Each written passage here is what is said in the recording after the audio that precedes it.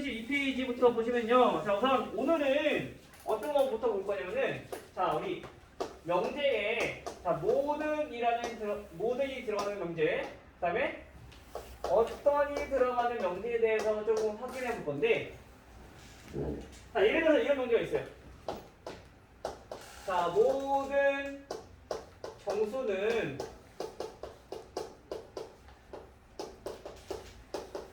양수이다. 자, 얘는 명제가 우선 명제겠죠, 그렇죠? 참일까 거짓일까? 참일까 거짓일까? 거짓, 그렇죠?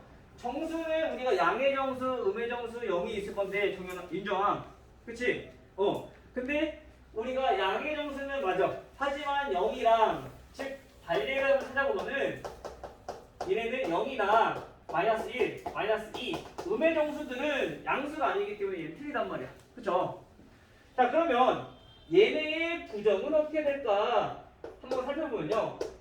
부정은 우리가 간단하게 생각하면은 우선 정수는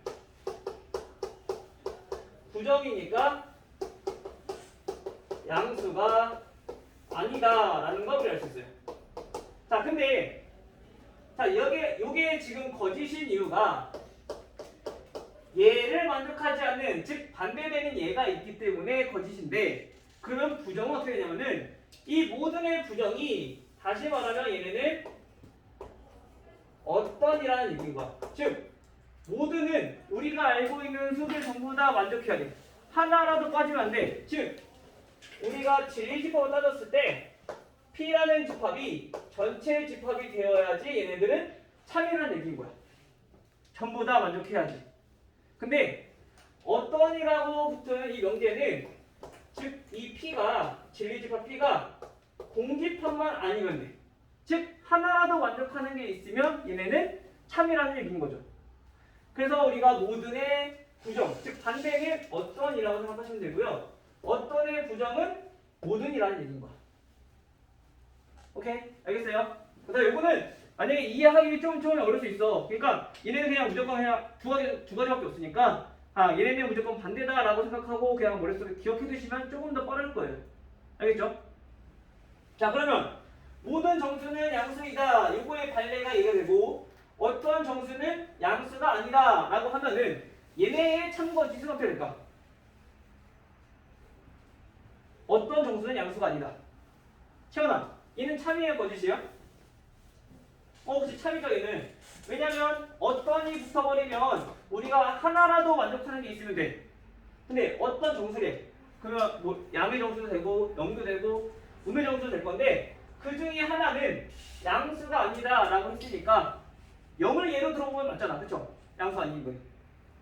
마이너스 1로 예로 들었을 때도 양수 아니니까 얘가 맞잖아. 어떤은 하나만 만족해도 되고 둘을 만족해도 되고 세 개를 만족해도 된다는 얘기인 거야. 알겠죠? 만족하는 게 있기만 하면 돼. 근데 모든이 들어갔을 때는 전부 다 만족해야 돼. 하나라도 만족하는 게 있으면, 만족하지 않는 게 있으면 안 돼. 얘는 알겠죠? 그래서 우리가 모든이랑 어떤이 들어간 명제는 이렇게 해서 우리가 부정을 잘 생각해 보시면 되고요. 그 다음에 언제 참이 되는지 거짓이 되는지 요것만 잘 구별하시면 돼요. 알겠죠? 자, 그리고 우리가 이 명제의 관계에 대해서 한번 살펴보면은 자, 우리가 이런 명제가 있어요.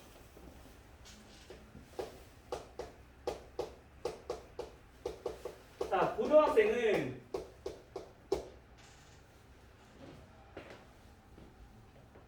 자, 담배를 핀다.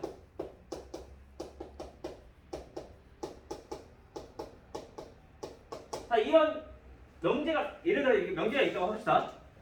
자, 그럼 우선 얘네가 아니다. 참이 되는 방법을 찾아가야 되니까 그러면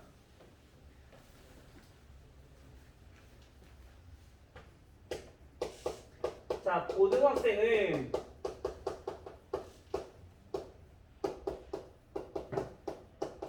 자, 학교를 다닌다. 자, 얘네들은 그럼 참이에요, 거짓이에요? 그러니까 일반적으로 봤을 때 특별한 경우 빼고 얘는 참이야. 그렇죠? 자, 이때 우리가 여기 앞에 붙은 거는 우리가 가정이라고 얘기를 하고 고등학생이면 학교로 다닌다. 얘가 결론이라고 우리가 그 조건에 따라서 우리가 얘기 나타내자. 그렇죠? 그러면 우리가 이 가정과 결론을 바꿨을 때는 이 참고시지 어떻게 되는가? 그러면 학교를 다니면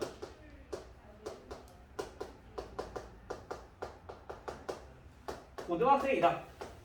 자, 이렇게 돼버려. 이래는 참여의 거짓이에요? 거짓이죠. 학교 다니는 사람이 고등학생만 있는 게 아니라 뭐 초등학생도 있을 거고 중학생도 있을 거고, 그죠? 물론 대학생도 있을 거고. 그래서 얘는 거짓이야. 자, 그러면 만약에 이 명제를 부정을 했어. 고등학생이 아니면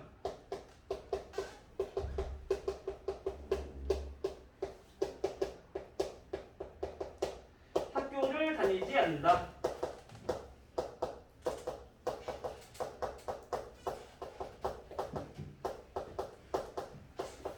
자, 얘네는 참여의 거짓이에요. 태영아, 참여의 거짓이야. 고등학생이 아니면 학교를 안 다닌대.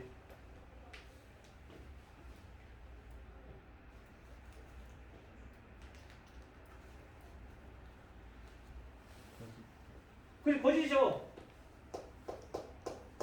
고등학생이 아니면 지금 뭐 초등학생이나 뭐 중학생이나 이런 사람들 많았는데 얘네는 학교 다니잖아? 학교 다니잖아. 그치? 그냥 거짓이야. 그 다음에 자, 이번에는 얘네는 둘 다 얘네는 부정을 해서 나타내봤고, 그 다음 얘네는 가정과 결론을 바꿔서 나타내봤어요. 근데 이번에는 이 가정과 결론을 바꾼 것을 우리가 다시 여기서 부정을 한번 해볼게요. 자, 부정을 하면 어떻게 될까? 학교를 다니지 않으면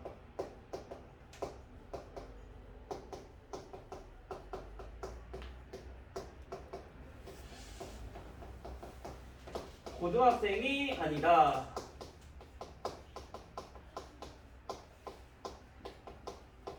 자, 요렇게 되겠죠.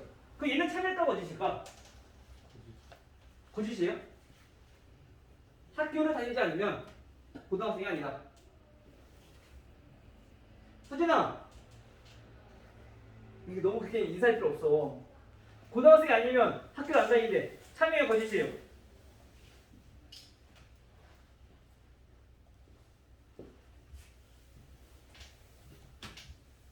참이다. 손? 없어요? 거짓이다. 한 명? 나머지는? 모르겠다? 참이다 모르겠다예요? 자, 학교를 안 다니는데 그러면 고등학생이 아니죠. 학교 안 다니는 사람들은 누가 있어? 유치원생들, 성인들 학교 없잖아, 그렇지? 그러면 고등학생이 아니잖아. 맞아요. 이게 참이야. 일반적으로 생각할 때 뭐 검정고시 애들 뭐 그런 애들 빼고 일반적으로 생각했을 때, 알겠죠? 자, 그러면 얘도 참이란 말이야. 이때 우리가 지금 참거짓의 관계를 살펴보니까 명제가 참이었더니 가정과 결을 바꿨어. 이거를 우리는 역이라고 불러요. 바꾼 거를 역. 역이라고 하는 거는 바꾼다라는 뜻이야. 역지사지. 상대방과 나의 입장을 바꿔놓고 생각한다. 역지사지. 그죠? 그래서 거기도 바꾼다는 뜻이고, 역수. 수를 바꾼다. 분모와 분자를 바꾼다는 얘기고. 그죠? 즉 역이라는 거는 서로 바꿨다는 얘기야. 가정과 결론을 바꾼 거 역. 역은 거짓이 돼. 그런데 이거는 반드시 완벽하지 않아. 얘가 참이라고 해서 얘가 반드시 거짓이진 않고 참일 때 역도 참이 될 수는 있어. 알겠죠? 근데 우리가 지금 이 역을 부정했더니 이렇게 나왔는데 이거는 원래 명제와 관계를 살펴보면 얘는 무슨 관계냐면은 자, 우리가 이거를 대우라고 불러요. 역을 부정한 거 이거를 대우라고 불러. 그런데 명제가 참이면 대우는 항상 참이고 명제가 거짓이면 대우도 항상 거짓이야. 그래서 우리가 이 대우가 굉장히 중요해. 뒤에서도 증명하는 거를 다룰 때 대우를 이용해서 증명하는 거 많이 다르게 될 거예요. 왜냐면 얘랑 얘랑은 항상 참고 지시 똑같으니까. 근데 역과 부정은 같지 않아. 같을 때도 있고 다를 때도 있어. 근데 대우는 항상 여기가 참이면 얘도 참, 얘가 거짓이면 얘도 거짓. 항상 똑같기 때문에 이 대우를 이용해서 증명하는 방법들이 이 앞으로 나올 거야. 많이 이용하게 될 거예요. 알겠죠? 대우는 뭐라고? 얘네들 가정법을 바꿔. 즉 역의 부정이 대우인 거야. 대우는 역의 부정. 또는 부정을 하고 그거를 가정과 결론 바꾼 게 대우가 된다는 얘기인 거죠. 반대로 얘기하면 부정의 역. 뭘 먼저 해도 상관없어. 어쨌든 대우라는 것이다. 부정을 하고 역을 하든 역을 한 다음에 부정을 하든 얘는 어차피 똑같이 대우가 나올 건데 이 대우는 항상 주어진 명제와 참거짓이 같다. 세민아 알겠죠? 세민아 아니 세민이 한다. 서진아 왜 애들이 이렇게 피곤하지? 저번에는 이 뒤쪽에서 막 애들 다 주저하면 오늘 앞쪽 애들이 많이 있었네. 서진아 뭐 했어? 아무도 안 했어? 되게 피곤해. 아니 나도 피다.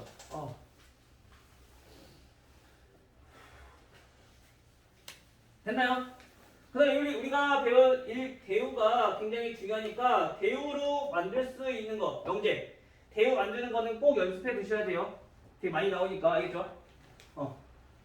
자 그러면 우리가 여기 대우까지 알아봤는데 자 우리가 이제 주어진 명제에 자 필요 조건과 충분 조건에 대해서 필요 조건, 충분 조건. 자, 요거에 대해서 한번 알아볼 건데요. 자, 필요 조건이랑 충분 조건은 우선 어떤 명제가 있어? P이면 Q이다. 자, 이런 명제가 있는데 얘네를 우리가 참이라고 했을 때 보통 어떻게 하냐면은 P이면 Q가 참이다 라는 뜻에서 얘를 하나 더 그어서 이렇게 나타내요. 우선 P이면 Q다 라고 나타내지만 명제는 얘는 참인지 거짓인지 몰라. 근데 이거를 두 줄로 나타내면 얘는 반드시 참이라는 얘기인 거야. 거짓일 때는 이렇게 안 나타내. 참일 때만. 알겠죠?